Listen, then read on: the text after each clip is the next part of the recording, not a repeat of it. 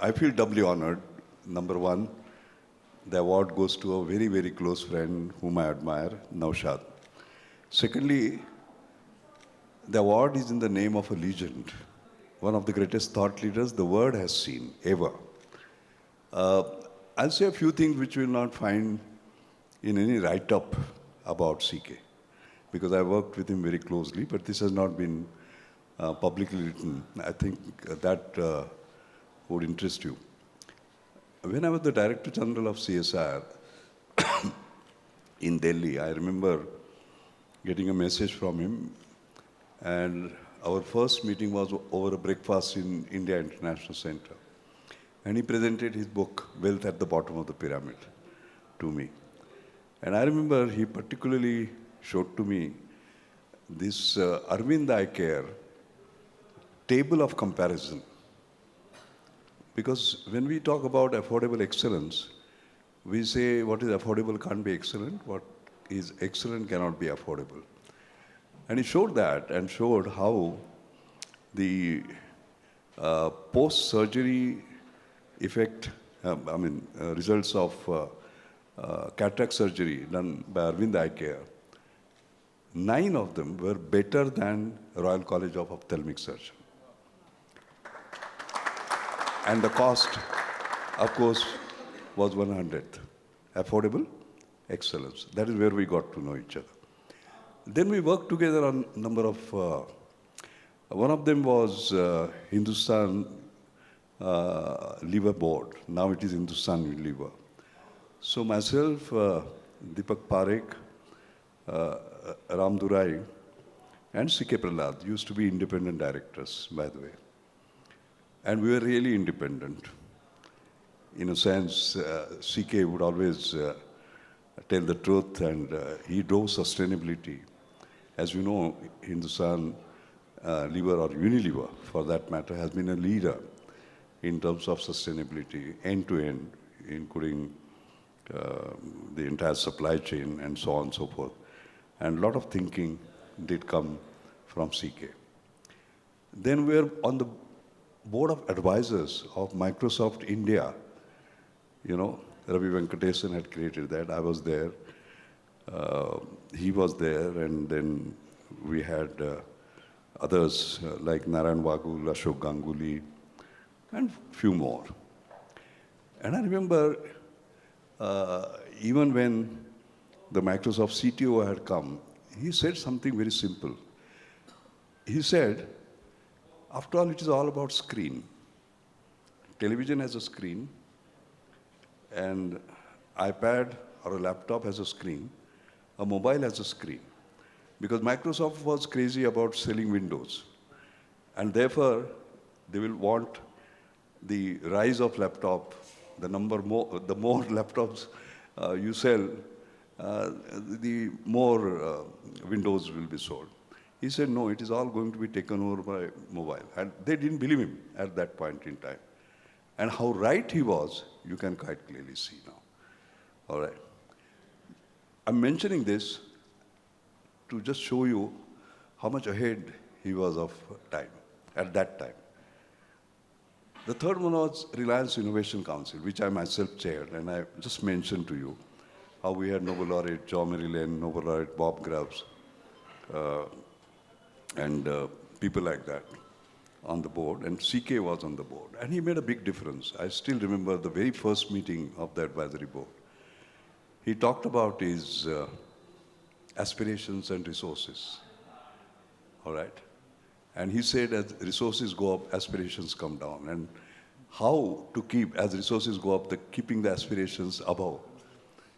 And he predicted that the way Reliance was going, it will grow exponentially. And he said, your greatest challenge is going to be, when your resources go, still how you keep the aspiration high. And we always remember him.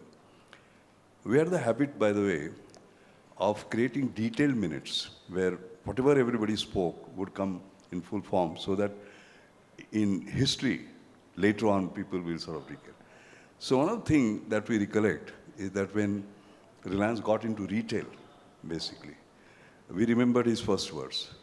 What he had talked was, when we had organized retail, how do you get the Kirana culture in an organized retail. It was very profound thought. Just think about it, you know.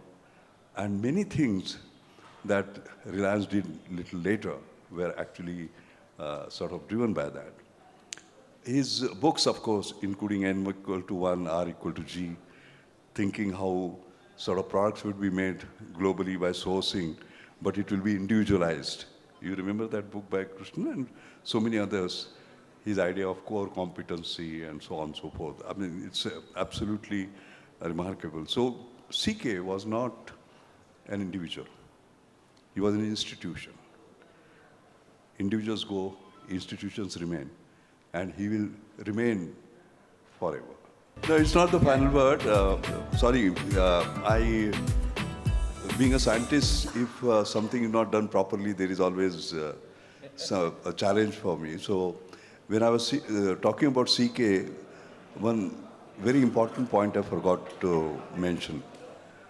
The last paper that CK wrote, by the way, and then he passed away, was with me. That was Harvard Business Review, July 2010. And it was titled as Innovation's Holy Grail, Getting More from Less for More. And there is a bit of a story on that. And by the way, that paper was then ranked as the top 10 must-read papers in innovation, by the way. And the Harvard, SBR has brought out a book, as a matter of fact, which figures it at the top. And the origin was a very interesting one. In 2008, I remember I was elected to Australian Academy of Technology and Science. And in Canberra, I had to give a talk on innovation. And the title of my talk was Gandhian Engineering, Getting More from Less for More. So I said, you know, mechanical engineering, civil engineering, electrical engineering. Here is Gandhian engineering. And the two tenets of Gandhiji, there is enough for everyone's need, but not for everyone's greed. So that means get more from less. Preserve the resources, which are exhaustible. And the second is the fruits of research or science must reach all. So getting it for all. So more from less for more become the title. And then CK and I talked about it. And we said we must write about businessmen. What does it mean for them? What does Gandhian engineering mean for them? And I think I must have spoken in about 26, 27 cities around the world on this. Interesting thing was, we decided to write a paper, and then he fell ill, as you know, the final sort of stage, and the paper appeared. And within 6 months, the paper appeared in July, and in November, World Economic Forum had a discussion on the paper. It was considered to be sort of so impactful. And if you read the paper, there is something very interesting. Businesses do good, do well and do good.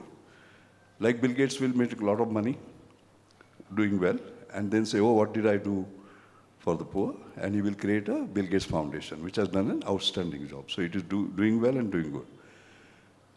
But the challenge is doing well by doing good. Doing good itself is a business.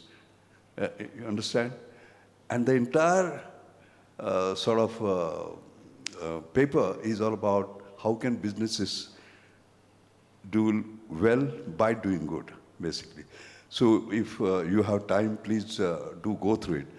I don't think my remarks would have been complete without recognizing his last paper, because that is very special to me. Without that, it would not have been possible. Thank you very much.